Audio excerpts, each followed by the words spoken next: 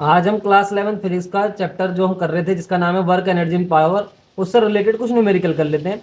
तो हमारे पास numerical number first है, the power of a pump is 10 kilowatt. हमारे पास एक पंप दे रखा है जिसकी पावर दे रखी है 10 kilowatt. How much water it is raised up to height of 25 metre per minute. अब बोल रहा है जो ये पंप है, ये वाटर कितने वाटर को, मतलब कितने ग्राम वाटर को या फिर कितने किलोग्राम वाटर को 25 मीटर की हाइट तक पहुंचा सकता है, वो पर मिनट, यानी कि 1 मिनट में ये पंप जिसकी पावर 10 किलोवाट है, ये कितने वाटर को, इट मीन्स कितने ग्राम या फिर कितने किलोग्राम वाटर को 25 मीटर की हाइट तक ऊपर ले जा सकता है। तो इसका सॉल्यूशन हम कर लेते हैं। जो जो गिवन है सबसे पहले उसको लिख लेंगे। देखो सिंपल सी बात है, हमारे पास पावर दे रखी 10 किलोवाट। हम यहाँ पे हमेशा क्या करते हैं, ऐसा सिस्टम में सॉल्व करने का ट्राई करते हैं, तो 10⁻³ से मल्टीप्लाई कर देंगे इसे, तो ये 10⁻⁴ बन जाएगा वॉट। वॉट में चेंज कर दिया, हमने ऐसा सिस्टम में चेंज कर दिया। और हमारे पास बोला हाइट दे रखी है, भाई कितनी हाइट तक इसे रेज करना है, 25 मीटर की हाइट तक इस वाटर को लेके जाना है इस पंप के थ्रू। पर मिनट की बात है, 60 सेकंड की बात कर रहा है, यानी कि 60 सेकंड में इस काम को हमें कंप्लीट करना है। और हमारे पास जी गिवन दे रखा है 10 मीटर पर सेकंड स्क्वायर। जी भी हमारे पास गिवन है जो है 10 मीटर पर सेकंड स्क्वायर। तो हम यहाँ पे फॉर्मूला लगाएंगे, P equal to work upon time होता है, सीधी सी बात है, पावर इक्वल टू होता है रेट ऑफ वर्क। तो हम इसको थोड़ा सा और चेंज करेंगे। देखो वर्क की जगह हम क्या लिख सकते हैं, एफ डॉट एस लिख दो, यानी कि force into displacement upon time हो गया। इसको और आगे सॉल्व कर सकते हैं, क्या लिखेंगे, देखो P इक्वल टू हम F की जगह फिर हम mg लिख देंगे, क्योंकि फोर्स इक्वल टू mg होता है, और S की जगह h लिख दो अपॉन टाइम कर दो। अब हमारे पास जो जो वैल्यू दे सब पुट कर दो, हम यहाँ पे मास निकल के आ जाएगा। हम मतलब यहाँ पे क्या निकल के आएगा कि कितना वाटर पर मिनट वो पंप जिसकी पावर 10 किलोवाट है वो 25 मीटर की हाइट तक ले जा सकता है। तो पावर की जगह हम रख देंगे 10⁻⁴, या फिर ऐसे एक के पीछे 4 जीरो लगा दो इस पावर की जगह, और m की जगह m ऐसी रहने दो, g की जगह 10 लिख दो, और h हाइट 25 मीटर तक ले जाना है, और 60 सेकंड में, यानी कि पर मिनट में। अब हमें m निकालना है, तो m निकालने के लिए हम क्या करेंगे, 10,000 हो गया ये इंटू 60 हो जाएगा, और 10 और 25 डिवाइड में उधर से आ जाएंगे, एक जीरो से एक जीरो कट जाएगा। अब देखो जो 5 5 जो 25 हो गया, हो जाएगा 5 2 10 0 0 0, और भी कटेगा, देखो 5 4 20 0 0, तो 400 इंटू 6 बच जाएगा। तो m इक्वल टू जो हो जाएगा 6 4 20 400 ग्राम लिख दो, है ना। तो इस तरीके से ये आंसर निकल के आ जाएगा। किस में निकल के आएगा आंसर, ये किलोग्राम में निकल के आएगा। ध्यान रखना किलोग्राम की बात क्यों हो रही है, क्योंकि हम यहाँ पे एसआई सिस्टम हमने इसको सॉल्व करा, और एसआई सिस्टम में जो इसका जो यूनिट होता है वो किलोग्राम होता है मास का, इसलिए 2400 किलोग्राम वाटर यहाँ पे निकल के आ जाएगा। अब हम क्वेश्चन नंबर 2 करते हैं। क्वेश्चन नंबर 2 क्या, on increasing momentum 50% the kinetic energy increase by what percentage. बोला एक ऑब्जेक्ट है जिसका हमने मोमेंटम 50% इंक्रीज करना है, और 50% इंक्रीज करने के बाद उसकी काइनेटिक एनर्जी में कितना परसेंट चेंज होगा वो हमें यहाँ पे निकाल के लाना है। तो सॉल्यूशन करते हैं। हमारे पास काइनेटिक एनर्जी, पहले देखो, पहले हमें एक बात का ध्यान रखना है, मोमेंटम और काइनेटिक एनर्जी में रिलेशन क्या होता है। उस रिलेशन को अगर तुम याद कर लोगे तो सवाल सिंपली सॉल्व हो जाएगा। तो K इक्वल टू होता है P² अपॉन 2m। ये बहुत इंपॉर्टेंट रिजल्ट है, इसको हमें ध्यान रखना है। Kinetic energy equal to momentum का square upon 2 into m. 2m का मतलब हो गया 2 इंटू मास। तो हम सबसे पहले हमारे पास जो गिवन है, हम इनिशियल मोमेंटम को P1 बराबर P कंसिडर कर लेते हैं। फाइनल मोमेंटम जो हमारे पास P2 है, उन क्या बोला है उसने, 50% इंक्रीज करना है। तो इनिशियल मोमेंटम P था, इसमें 50% इंक्रीज कर दो, 50% ऑफ इनिशियल मोमेंटम।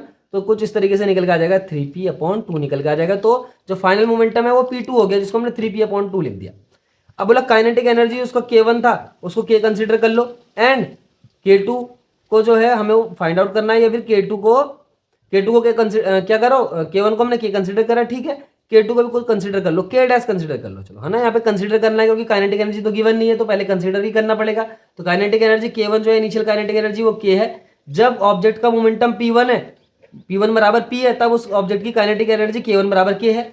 और जब ऑब्जेक्ट का मोमेंटम चेंज हो गया, P2 बराबर 3p/2 हो जाता है, तो ऑब्जेक्ट की काइनेटिक एनर्जी चेंज हो गया, K2 बराबर K डैश हो जाती है। अब हमें यहाँ पे ये देखना है कि काइनेटिक एनर्जी में कितना परसेंटेज यहाँ पे चेंज हो रखा है। तो इस फॉर्मूले को हम अप्लाई करेंगे। देखो इनिशियली फर्स्ट, पहले तो ये बन जाएगा फॉर्मूला।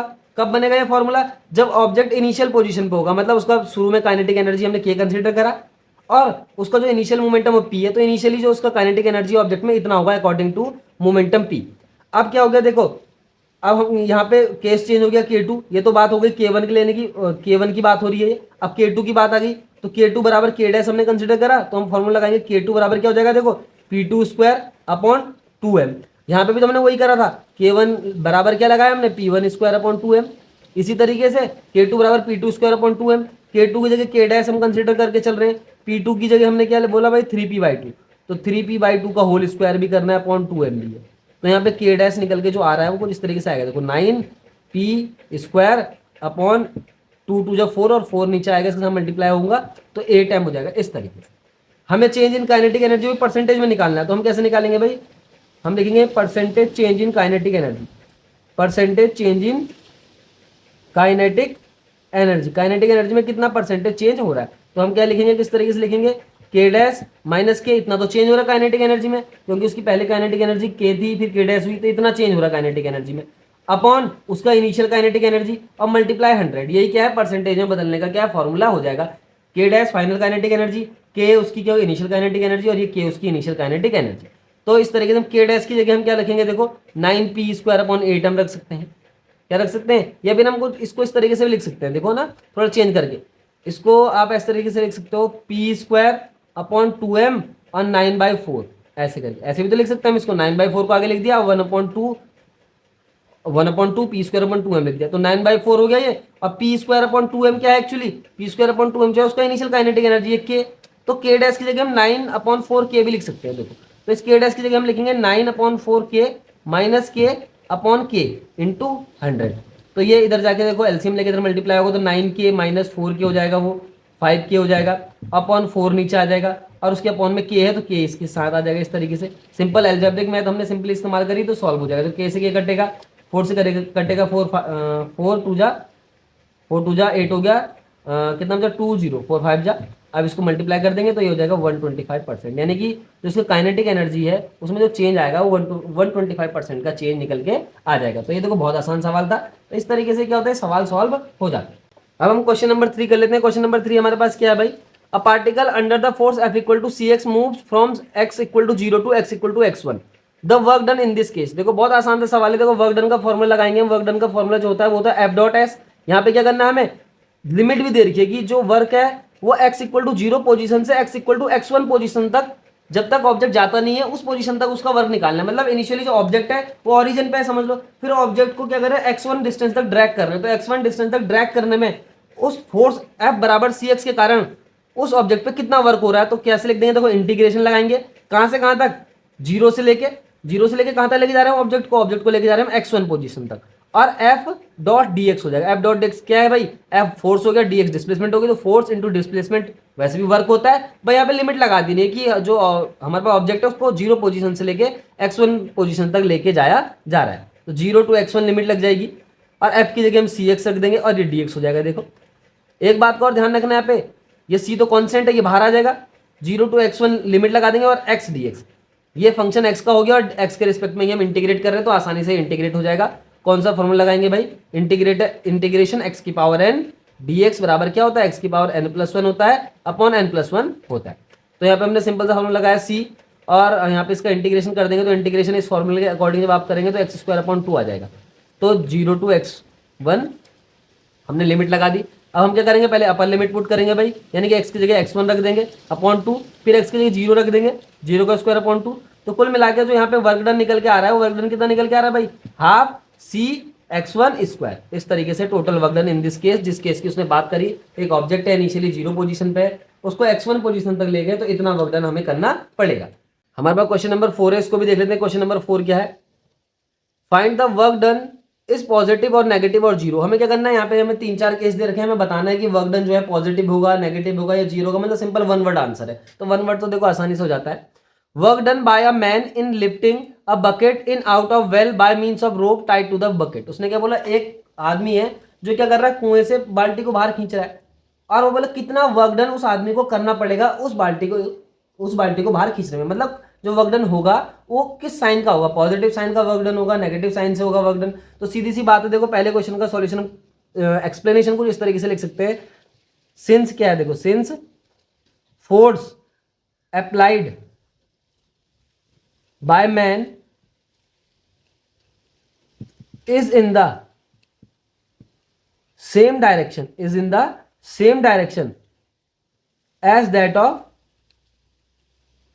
of displacement। मतलब जिस डायरेक्शन में डिस्प्लेसमेंट हुई उसी डायरेक्शन में जो मैन है वो क्या कर रहा है, फोर्स लगा रहा है। सीधी सी बात है, देखो वो बाहर की तरफ को बाल्टी को खींच रहा है, फोर्स वो बाहर की तरफ को लगा रहा है ऊपर की तरफ को, और बाल्टी भी ऊपर की तरफ को आ रही है। अगर क्या कहते हैं वो फोर्स बाहर की तरफ को लगा रहा है, ऊपर की तरफ को लगा रहा है और बाल्टी नीचे को गिर रही है, तो तुम कहोगे कि वर्क डन नेगेटिव है। लेकिन यहाँ पे क्या है, देखो फोर्स भी आदमी ऊपर की तरफ को लगा रहा है और बाल्टी भी कुएं से बाहर आ रही है ऊपर की तरफ को, तो इसका मतलब क्या, फोर्स एंड डिस्प्लेसमेंट जो है सेम डायरेक्शन में हो रही है। इस केस में हमेशा वर्क क्या निकल के आता है, पॉजिटिव निकल के आ जाता है, ध्यान रखना है, क्योंकि यहाँ पे एंगल जो है जीरो बनेगा। देखो जब सेम डायरेक्शन में होगा तो एंगल जीरो बनेगा, और हम अच्छे से जानते हैं कि वर्क इक्वल टू क्या होता है, एफ एस कॉस थीटा होता है, और थीटा जीरो हो गया तो यानी कि कॉस जीरो वन हो गया, यानी कि वर्क क्या आ गया, सीधा सा पॉजिटिव निकल के आ गया। दूसरा केस है work done by gravitational force in the above case. जो हमने ऊपर वाला केस बोला, ऊपर वाला केस क्या है भाई, आदमी जो है वो बकेट को खींच रहा है वेल से बाहर, यानी कि कुएं से बाहर, तो ग्रेविटेशनल फोर्स के कारण कितना वर्क डन होगा यहाँ पे। तो दूसरा जो क्वेश्चन उसका एक्सप्लेनेशन आसान है, देखो ध्यान रखना, ग्रेविटेशनल जो फोर्स होता है, gravitational force always x downwards. ध्यान रखना, ग्रेविटेशनल फोर्स क्या करता है, हमेशा डाउनवर्ड्स वर्क करता है, नीचे की तरफ को वर्क करता है। और जो डिस्प्लेसमेंट है बकेट की वो क्या है, अपोजिट डायरेक्शन में है, ऊपर की तरफ को है। डिस्प्लेसमेंट ऑफ बकेट यानी कि ऑब्जेक्ट भी लिख सकते हो, is in opposite direction, opposite direction of gravitational force. यहां पे ऐसे लिख देंगे ग्रेविटेशनल फोर्स, सिंपल लिख दिया मैंने। तो अपोजिट डायरेक्शन में है तो क्या होगा, देखो थीटा 180 हो जाएगा, सीधी सी बात है, थीटा 180 हो जाएगा। कॉस 180 हो गया -1, कॉस 180 -1 होता है, तो वर्क इक्वल टू अपने आप नेगेटिव निकल के आ जाएगा दूसरे केस में। तो दूसरा वाला जो केस था उसमें वर्क क्या होगा, नेगेटिव निकल के आएगा। थर्ड केस क्या, थर्ड केस को भी देख लेते हैं।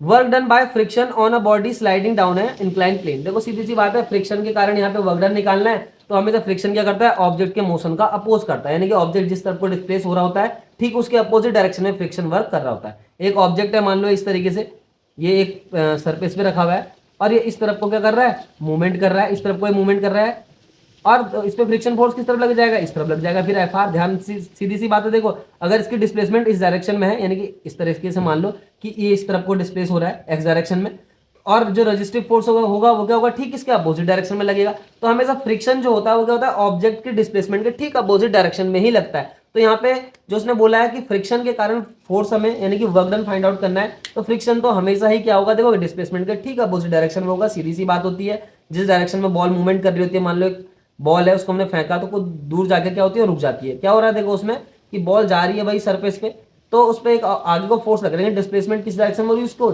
अहेड यानी कि आगे के डायरेक्शन में हो रही है। लेकिन जो फ्रिक्शन फोर्स होता है उस ऑब्जेक्ट के मोशन के ठीक अपोजिट डायरेक्शन में लगता है, जिसके कारण ऑब्जेक्ट जो होता है धीरे धीरे रुक जाता है।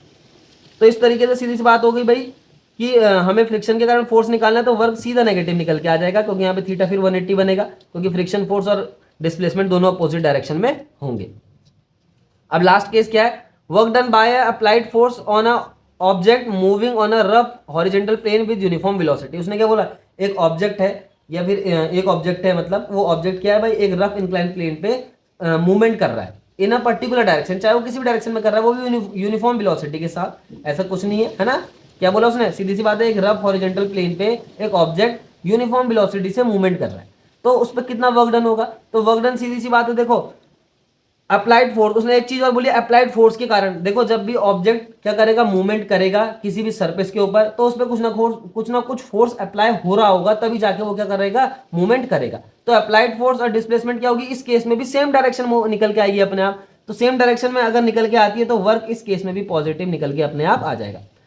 केवल यहाँ पे वर्क डन का साइन पॉजिटिव होगा नेगेटिव होगा, ये सिर्फ डिपेंड करता है कि ऑब्जेक्ट पे जो लगने वाला फोर्स है वो और ऑब्जेक्ट की जो डिस्प्लेसमेंट है वो सेम डायरेक्शन में अगर है तो क्या है, वर्क पॉजिटिव निकल के आ जाएगा। और अगर ऑब्जेक्ट की डिस्प्लेसमेंट और ऑब्जेक्ट पे जो अप्लाइड फोर्स है जिसकी वो बात कर रहा है वो अपोजिट डायरेक्शन में, तो वर्क डन अपने आप नेगेटिव निकल के आ जाता है। अब हम क्वेश्चन नंबर 5 कर लेते हैं। क्वेश्चन नंबर 5 क्या है हमारे पास, it is well known that a rain drops falls under the influence of downward gravitational force and opposing resistive force. हमारे पास बोला एक रेन ड्रॉप है, वो जब गिरती है आसमान से नीचे की तरफ, यानी कि ऊपर से नीचे की तरफ को जब गिरती है तो उसमें दो फोर्स लगते हैं, एक तो ग्रेविटेशनल फोर्स लगता है जो डाउनवर्ड्स लगता है, एक अपोजिंग रेजिस्टिव फोर्स, एक रेजिस्टिव फोर्स भी लगेगा जो उसके ठीक अपोजिट डायरेक्शन में ऊपर की तरफ को लगेगा। The latter is known to be proportional to the speed of drop. उसने क्या बोला, जो लेटर यानी कि जो बाद वाला है वो स्पीड ऑफ ड्रॉप पे डिपेंड करता है। Consider a drop of mass 1 kg 1 gram, बोला एक ड्रॉप है जो 1 ग्राम की है, falling from height of 1 kilometre, it hits the ground with a speed of 50 metre per second. और जब ये ग्राउंड पे टकराती है तो 50 मीटर पर सेकंड की स्पीड से टकराती है। Option number A, what is the work done by the gravitational force, gravitational force के कारण कितना वर्क डन होगा। दूसरा ऑप्शन है what is the work done by the unknown resistive forces, यानी कि अननोन रेजिस्टिव फोर्स जो लग रहा है उसके कारण भी वर्क डन यहाँ पे फाइंड आउट करना है, और ग्रेविटेशनल फोर्स के कारण भी वर्क डन फाइंड आउट करना है। तो देखो सबसे पहले वाले केस में, यानी कि ए वाले केस में तो हम वर्क डन निकालेंगे ग्रेविटेशनल फोर्स के कारण, कैसे कितना निकल के आएगा एफ डॉट एस, या फिर इसको इस तरीके से लिख दोगे, देखो आप एम, एफ की जगह एम जी एच, सीधी सी बात है, देखो एफ बराबर एम ए होता है, ग्रेविटेशनल फोर्स की बात करें तो ए की जगह जी आ जाता है। एम जो है 1 ग्राम है, 1 ग्राम को हम किस में किलोग्राम में चेंज करेंगे तो 10⁻³ से मल्टीप्लाई कर देंगे। ये जी जो है ना, हमारे पास मास जो दे रखा था 1 ग्राम दे रखा था, और 1 ग्राम को हम सीधी सी बात है 10⁻³ से मल्टीप्लाई करते हैं तो किलोग्राम में चेंज हो जाएगा। ऐसा ही सिस्टम में हम सवाल सॉल्व करेंगे। जी जो है वो 10 दे रखा है, नहीं दे रखा तो उसको कंसिडर कर लो, जी बराबर 10 मीटर पर सेकेंड स्क्वायर, ठीक है ना।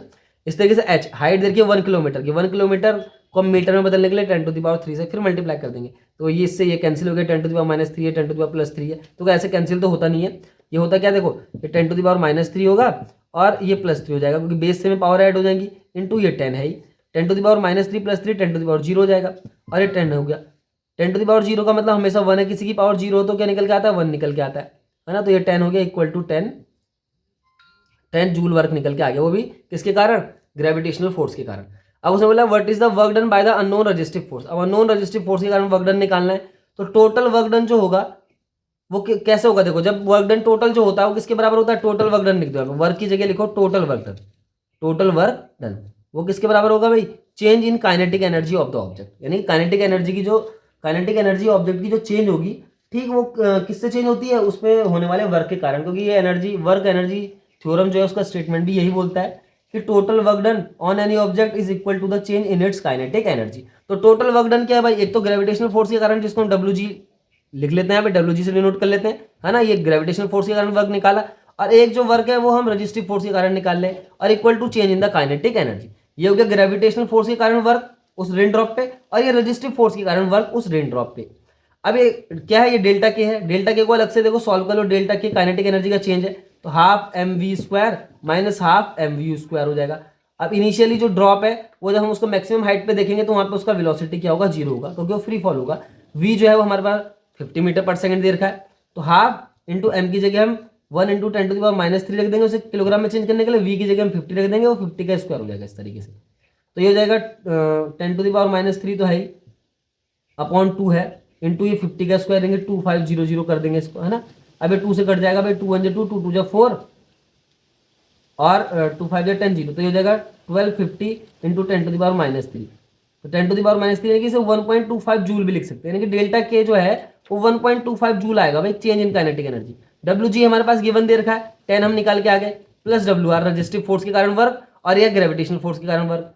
ग्रेविटेशनल फोर्स के कारण जो वर्क होगा वो डाउनवर्ड्स होगा नीचे की तरफ, इसलिए वो पॉजिटिव भी निकल के आया। अब रजिस्टिव फोर्स के कारण जो वर्क होगा देखो कैसे निकल के आएगा, 1.25 - 10, तो रजिस्टिव फोर्स के कारण जो वर्क निकल के आ रहा है वो कितना निकल के आ रहा है भाई, इसको जब हम माइनस करेंगे तो कितना हो जाएगा 8.75, वो भी माइनस का 8.75 जूल, ये अपने आप निकल के आ जाएगा। तो इस तरीके से देख लो ये क्या हो गया, देखो हमने क्या करा, एक रेन ड्रॉप है जो ऊपर से गिर रही है 1 किलोमीटर की हाइट से, जिसका मास हमें इतना दे रखा है 1 इंटू 10⁻³ kg, है ना, और उसका ग्रेविटेशनल एक्सेलरेशन में पता ही इतना ही होगा, और 1 किलोमीटर की हाइट से गिर रही है तो h बराबर 1 किलोमीटर है, तो उस पर जो टोटल वर्क डन होगा ड्यू टू ग्रेविटेशनल फोर्स वो इतना होगा 10 जूल।